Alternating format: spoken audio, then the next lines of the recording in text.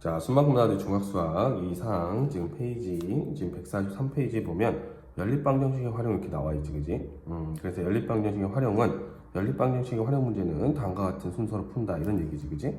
첫 번째는 뭐냐면 미지수를 정하고 그래서 무엇을 미지수 x, y로 나타낼 것인지 정하는 거고, 그다음에 연립방정식을 세우는 거야. 그래서 x, y를 사용해서 문제의 뜻에 맞게 연립방정식을 세우고, 그다음에 그 연립방정식을 푼 다음에, 그치? x, y 값을 구하는 거야. 그 다음에 구한 x, y 값이 문제의 뜻에 맞는지 우리가 확인하면 되겠지, 그지? 요거는 그렇게 어려운 내용은 아닌데 실제로 문제를 풀면서 우리가 이제 공식이라든가 이런 것들이 좀 필요한 경우가 있기 때문에 같이 한번 자세히 보도록 할게. 자, 그래서 연립방정식의 활용은, 자, 연립방정식 활용 문제에 접근하는 노하우는, 자, 뭐야? 미지수를 정한 다음에, 미지수가 중요한 거야. 주어진 조건에 맞게 방정식을 세우고 그 미지수를 찾아내면 되겠지, 그지? 자, 지금부터는 실생활에 있을 수 있는 수량 사이의 관계를 파악해서 연립방정식을 세우고 풀어보려고 한다, 그지? 순만 노트에 제시한 순서로 다음 예를 해결해 보도록 하자 이런 얘기인데, 여기 문제가 나와 있지. 자, 저금통에서 100원짜리와 500원짜리 동전을 꺼내서 세어보니 동전의 개수는 40개가 되고 금액은 10,000원이었다 이랬어, 그지? 이때 100원짜리와 500원짜리 동전의 개수를 구하자 이런 얘기야. 자, 일단은 100원짜리 동전의 개수를 x개라고 하고 500원짜리 동전의 개수를 y개라고 하면 우리가 세울 수 있는 식은, 첫 번째는 뭐냐면 동전의 총 개수가 40개니까 x 더하기 y는 40이다라는 첫 번째 식을 세울 수가 있고, 두 번째는 금액이 10,000원이니까 100x 더하기 500y가 뭐가 돼야 돼? 10,000원이 돼야 되는 이런 식이 나오게 되는 거지, 그지? 그래서 연립방정식을 세우게 되면 이게 되고, 니은을 좀 더 간단히 하게 되면 이렇게 되잖아. 그래서 요거 두 개를 갖고 푸는 거야, 그지? 자, 여기 니은에서 이제 기억을 빼게 되면 얘는 4y가 되고 4y는 60이 되지. 그럼 y는 얼마가 돼? 15가 되잖아. y가 15니까 자동으로 x는 뭐가 되지? 40이 되려면 25가 되는 거야. 그래서 x가 25, y가 15 이렇게 되게 되는 거지. 그래서 100원짜리 동전은 25개, 500원짜리 동전은 15개 이렇게 얘기하면 되는 거야. 그지?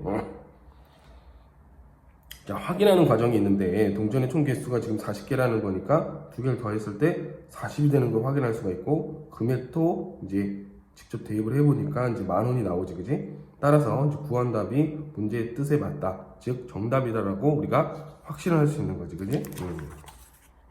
자, 여기 참고라고 해서 나와 있는데, 이와 같은 문제는 1학년 때 배운 일자방정식으로도 충분히 풀 수 있다, 그지?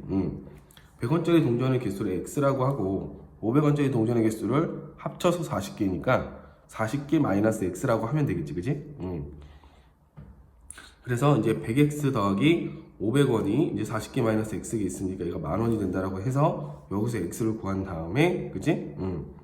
그 다음에 해서 해를 구할 수 있고, 이는 연립방정식에서 그 x를 찾았으니까 40에서 x를 빼면 또 y에 대입한, 그지? 연립방정식에서 y는 40-x를 여기에 대입한 식과 같다라는 거야, 그지? 그래서 이런 식으로도 문제를 풀 수 있다는 거, 이것도 참고를 하도록 하자, 알겠지? 자, 연립방정식 활용 문제에서 자주 등장하는 유형들이 있다, 그지? 각 유형마다 알아놓으면 편리한 식이 있으니 기억해 두고 적극 활용하자 이런 얘기인데, 자, 자릿수에 관한 문제는 10의 자리 숫자가 x고 1의 자리 숫자가 y인 두 자릿수 이러면은 10x 더하기 y, 그러니까 10의 자리니까 10을 곱해주는 거야, 그지? 자, 그 다음에 거리, 속력, 시간에 관한 문제인데, 거리는 속력 곱하기 시간이고 속력은 시간분의 거리, 시간은 속력분의 거리라고 쓰는데, 요거만 기억하면 되겠지, 그지? 속, 시. 그래서 거리는 속력 곱하기 시간, 속력은 시간분의 거리, 시간은 속력분의 거리 이렇게 보는 거지. 그 다음에 이제 또 중요한 게 소금물의 농도에 관한 문제인데, 소금물의 농도에 관한 문제, 소금의 양, 그지? 100분의 농도 곱하기 소금물의 양이고, 소금물의 농도는 소금물의 양분의 소금의 비를 뜻하는 거기 때문에 소금물 분의 소금, 그 다음에 곱하기 100을 하면 돼.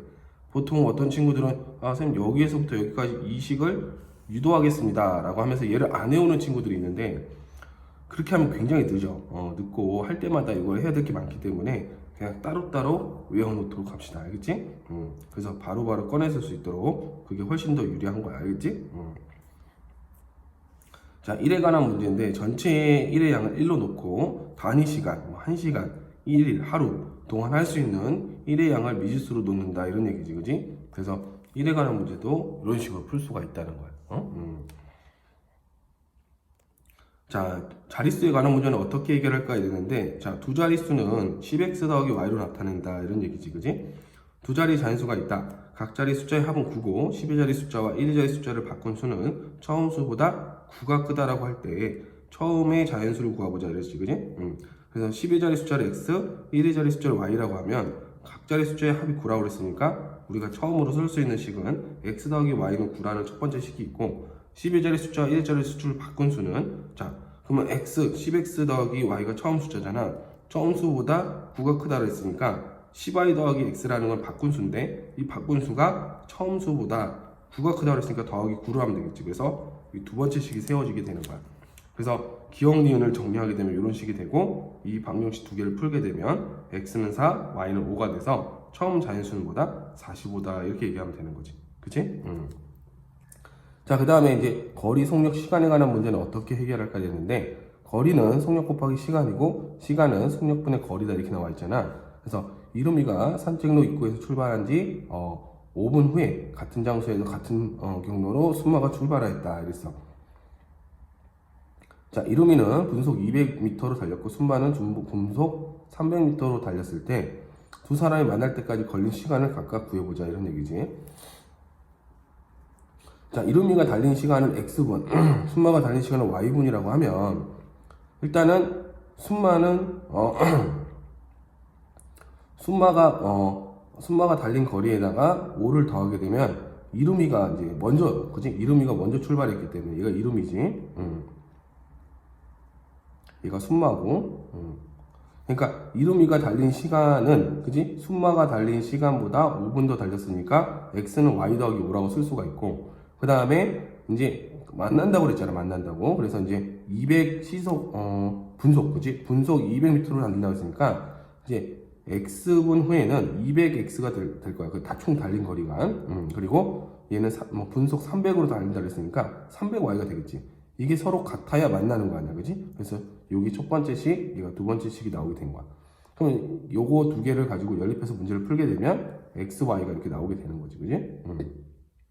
따라서 이제 두 사람이 만날 때까지 걸린 시간은 이루미가 15분, 순마가 10분이다 이렇게 얘기를 하면 되는 건데, 저 요거는 그냥 뭐 100으로 나누면은 2x 이거니까 요 x를 여기다 이렇게 대입하면 되겠지, 그지? 그럼 2배에 y 더하기 5 마이너스 3y는 0이니까 여기는 마이너스 y 더하기 10은 0이잖아. 그럼 y는 뭐가 되는 거야? 10이 되겠지? y가 10이니까 x는 15가 된 거야. 그래서 이런 식으로 이제 연립해서 문제를 풀면 돼.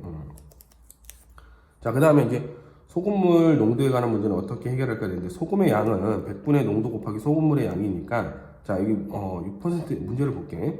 6%의 소금물과 이제 10%의 소금물을 섞어서 7%의 소금물을 만들려고 한다. 7%의 소금물 몇 그램?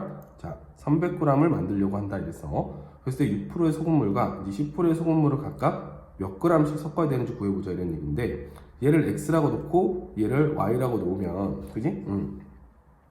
두 개를 섞으면 이제 300g이 나오니까 이제 x 더하기 y는 300이라는 게 나온 거고, 그 다음에 이제 소금의 양의 합은 똑같잖아, 그치? 여기 소금의 양과 여기 소금의 양을 합하면 얘 소금의 양이 나와야 되니까 100분의 농도 곱하기 소금물이니까 100분의 6x, 그 다음에 얘는 100분의 10y는 이제 100분의 7 곱하기 300이 되는 거야. 그래서 여기 두 번째 식이 나오게 되고, 기억리을 간단하게 정리한 게 요 식인데, 요 연립방정식을 풀게 되면 우리가 이제 x는, 그치? 자, 여기서 풀 때 뭐 x 대입해도 되지만 여기는 3x 더하기 3y는 이제 900이다 이렇게 놓고, 여기서 빼게 되면 어떻게 돼? 마이너스 2y는 마이너스 150이니까 y는 어떻게 되는 거야? 75가 되겠지. y가 75니까 다시 요거를 여기다 집어넣으면은 얘는 225가 되겠지. 얘를 여기다 이렇게 집어넣게 되면 225가 나오는 거야.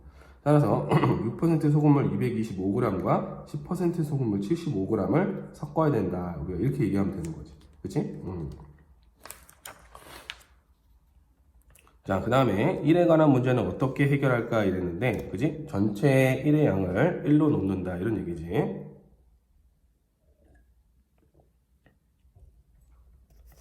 야, 호송이와 예진이가 함께 일에 4시간 걸려서 끝내던 일을 어느 날 호송이가 2시간 일하고 나머지는 예진이가 8시간을 일해서 끝냈다. 그지? 같은 일을 호송이가 혼자 일해서 끝낸다면 몇 시간이 걸린지 구해보자 이런 얘기지.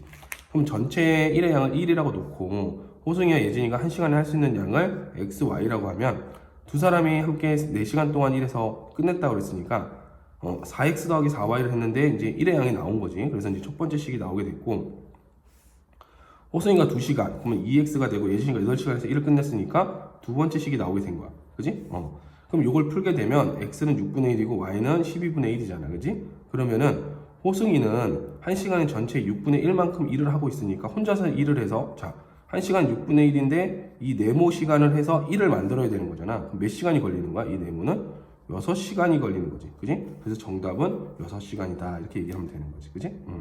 그리고 주위에서 나와 있는데 1에 관한 문제에서처럼 구한 x, y 값이 그대로 답이 되는 것이 아니라 한 번 더 계산해야 되는 문제가 나올 수 있어. 그지? 따라서 연립방정식을 푼 다음 구하는 것이 무엇인지 다시 확인해서 실수를 안 하는 게 중요하다. 알겠지?